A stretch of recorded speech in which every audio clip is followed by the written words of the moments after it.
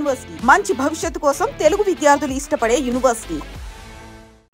ఇలా ఈ పనులు చేస్తున్న తరుణంలోనే మన ఎఫ్ఎన్సీసీలో పనిచేశానండి. మన ఫిలిం నగర్ తెలియదు ఎవరికి. అందులో పనిచేస్తా ఈ బొట్టనవేలు చేతులు కొట్టుకుని లేచిపోవడం, కాలు కోసేయడం, అక్కడ అవన్నీ బాగా గుర్తండి. అవన్నీ చూస్తూ ఉండేవాడిని ఇంతగా. అంటే అక్కడ ఏం చేసేవాళ్ళు? బిల్డింగ్ పైన కొత్త కట్టారు చూడండి. అవును. అక్కడ అంటే అంటారు ఈ కట్టడాలకి రాళ్ళెత్తిన కూలీలని. నేను కూలీ నేనే అనిపిస్తుందండి. అంటే అది రక్తం చిందించానని సరదా ఒకసారి అనిపిస్తుందండి. ఆ రక్తం అనేది ఇబ్బందికరమైన సౌండ్. కాకపోతే ఈ కట్టడాల్లో ఈ శ్రమ నాది ఉంది, ఇందులో ఎక్కడో ఈ అనుబంధం ఉంది అనిపిస్తుంది. ఇప్పుడు అనిపిస్తుంటుందండి అవన్నీ గుర్తుస్తే. అలా అక్కడ అవి గుర్తు. ఇంకా చెప్పాలంటే చిరంజీవి గారి ఇంటి పని కూడా చేశానండి. ఇప్పుడు కొత్త హౌస్ ఏదైతే ఉందో అది సడన్గా గుర్తొచ్చాయి. నేను అల్లు అరవింద్ గారి 2 ఇళ్ళకి పనిచేశానండి. అప్పట్లో ఎమ్మెల్యే కాలనీలో ఒక ఇల్లు, తర్వాత బాలకృష్ణ గారి ఇంటి పక్కన ఒకటి ఉండేది. బన్నీ గారు ఉంటారని చెప్పారండి. అవును. ఇప్పుడు ఇల్లు. అవును. ఆ 2టికి పనిచేశానండి. అవునా? చూసేవాళ్ళ మీరు అప్పుడు? యాక్టర్స్ వచ్చేవాళ్ళని చూడలేదండి. ఎన్టీఆర్ మొట్టమొదటి వచ్చిన అక్కడే ఉన్నప్పుడే అశోక్ సినిమా షూట్ జరుగుతుంటే దానికి షర్ట్ వేయడానికి వెళ్ళామండి. షర్ట్ పని చేశాను. అంటే ఈ ఆర్ట్ వర్క్లతో కాదండి, ఈ పని వాళ్ళతో, ఈ పరంజలో కడతారు చూడండి బిల్డింగ్ కట్లు, దాని మీద కదా మనం ఈ అలంకారాలు పెడతామని అది చేయడానికి వెళ్ళాను. రామారావు గారిని దగ్గర చూసి ఎన్టీఆర్ అంటే అభిమానుడు దగ్గర బాగా చూశాను. ఊరు వెళ్ళిన తర్వాత ఊపాగక పాట పాడేశాను. ఈ పాట ఉంది ఎన్టీఆర్ని చూశాను. ఒక చిన్ని నవ్వే ఉంది కదండి, అది మార్చారు. యుద్ధాలు ఎన్నో ఆపొచ్చేది, అందులో ఒక చిన్న నవ్వి బంధాలు ఎన్నో యుద్ధాలు ఎన్నో ఆపొచ్చేది తీసినట్టున్నారు. అది మొదట్లో ఉంది. అది పాడితే అందరికీ ఉండదు ఏమి ఇల్లాడా లేదా అని. కానీ తర్వాత చూస్తే ఆ పాటలు ఆ బిట్ లేదు. ఓకే. అప్పుడు మీ షూటింగ్ టైంలో ఈ సాంగ్ నడుస్తుంది. అంటే ఆ షూటింగ్ సెట్ కట్టడానికి మేము వెళ్ళామండి. అది జరుగుతుంది అక్కడ దగ్గర చూశాను. అలా చూస్తే అలా ఉండిపోయాను. అలాగే ఏంటి ఎంత ప్రాక్టీస్ చేస్తుంటే ఆయన వచ్చేసి వెళ్ళిపోతున్నాడు సింపుల్గా. ఇలా కూర్చుని చూస్తా ఇలాగంటా ఉండి టేక్ అంటే అలా ఊపేసి వెళ్ళిపోవడం చేసి వచ్చేది చూస్తా అలా ఉండిపోయింది. ఏంటి ఇంత సింపుల్ చేసేస్తున్నాడు ఈయన. అప్పుడు ఏం తెలియదండి. సినిమాలు అనేది అభిమానం అయితే గట్టిగా ఉంది. అప్పటికి ఎక్కువ చూసేవాడిని సినిమాలు.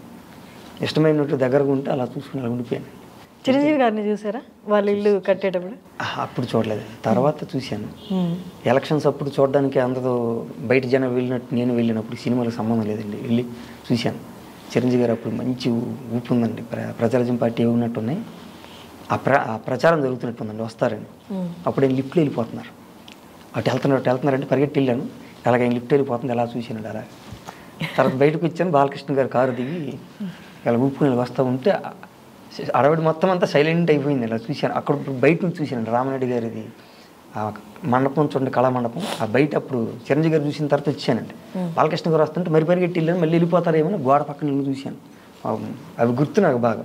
చిన్న మచ్చలున్న తెల్లని చొక్కా మీద చిన్న ఉన్న మార్క్ వేసుకున్న ఆయన దిగడమే రాజసంగ కారు అలా దిగి అనుకుని నేను వెళ్తూ ఉంటే అలా చూస్తూ ఉండిపోయానండి. అసలు నాకు అర్థం కాలేదు కాసేపు.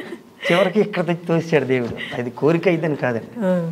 అలా వెళ్ళిన తర్వాత దీక్షిత్ గారి దగ్గర జాయిన్ అయితే ఫీజు ఎంత ఉంటుంది మరి కడతావా, నువ్వు సైకిల్ మీద వచ్చావు కదా అన్నారు. నాకు పనికి వెళ్తాను కాబట్టి సైకిల్ అండి, తప్పి పనికి వెళ్తాను కాబట్టి బతకాలి కాబట్టి వచ్చినది పని చేయాలి, తినాలి. ఇక్కడ ఎప్పుడు పెట్టేవాడు లేడు కదా, ఇంట్లో చూసుకుంటారు.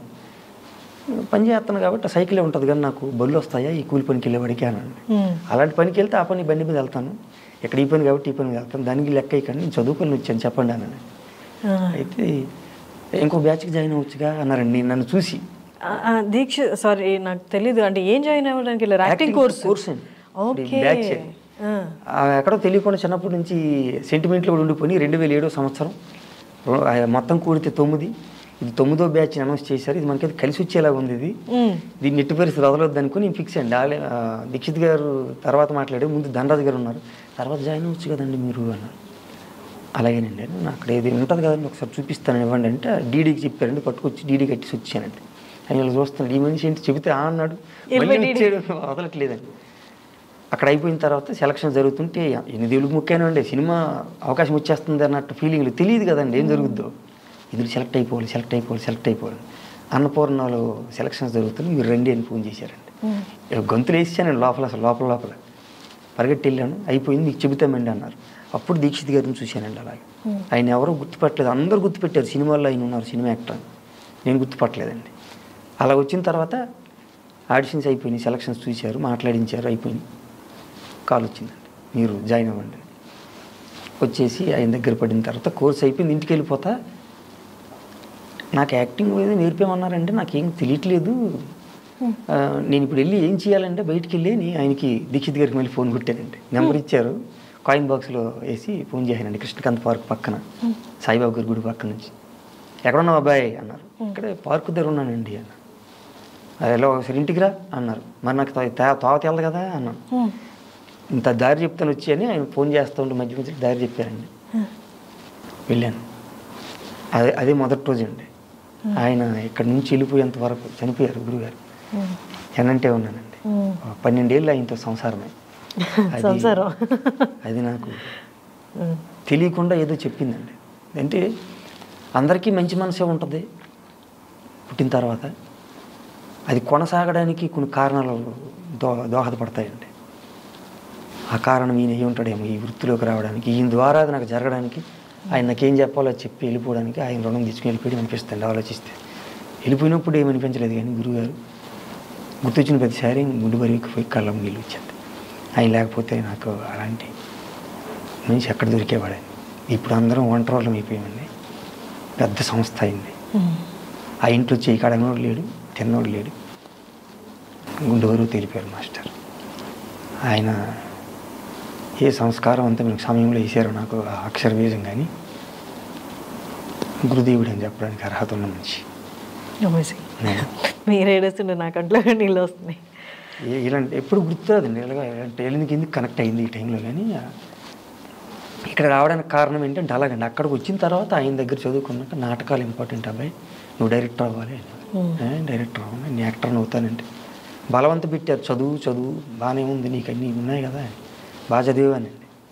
అది చూసి నీకు విద్య ఒగ్గుతుందిరా, చదువురా అన్నారు. ఉద్యోగాలు చేయనండి ఎందుకు అనవసరంగా మళ్ళీ అంత 3 ఏళ్ళు 2 ఏళ్ళు బాదుకోవడం, బతికేస్తాను కదా, చదువుతున్నాను, మనుషులతో కనెక్ట్ అయ్యేంత కమ్యూనికేషన్ ఉంది కదా, నాకు చాలండి, ఇంకా అవసరం లేదు అంటే పాపం బాధపడ్డారు. చదివిన 3 ఏళ్ళు పోరు పెట్టారు, కానీ అవ్వలేదండి, ఆయన వల్ల అవ్వలేదు. ఇక ఇక్కడ ఉండిపోతానంటే డైరెక్షన్ వైపు నన్ను గిచ్చేవారు. ఇక ఆయన తృప్తి కోసం ఏమో అండి అప్పట్లో కోరిక ఉండేది, కానీ బలవంతంగా వెళ్ళాల్సి వచ్చేదండి. కోరిక ఎప్పుడో వచ్చేది, యాక్టింగ్ అనేది కనబడతాను కదా అని దీనికోసం పరుగులు పెట్టేవాడిని. అలాగే ఆయన కోరిక తీరడం కోసమేమో 4-5 నాటకాలు చేశానండి. 2-3 రాశాను అప్పట్లో. ఆయన లెక్కనండి, ఏదో చెప్పేవారు, చూద్దాం ఎలా రాయి అనేవారండి. తెలియకుండా ఎప్పుడు ఉండిందండి. అప్పుడు చిన్నప్పుడే ఊర్లో జరిగేవి అన్నీ చూసి చదవడం, ఇటువైపు ఎక్కువ ఇంట్రెస్ట్ ఉండేది తెలియకుండా. సినిమాలు చూసి కథలు చెప్పడం, సినిమా స్టోరీ మొత్తం చెప్పేయడం, అవన్నీ బాగా ఉపయోగపడ్డాయి ఇక్కడికి వచ్చేటప్పుడు. నాకు తెలియదు అది. సో అవన్నీ ఈయన దగ్గర రాగానే గుర్తుపెట్టి చెయ్యని చెప్తే తెలియకుండా చేసేవాడిని. అవి మెల్లగా రాతకి కూడా పనికొచ్చినాయండి.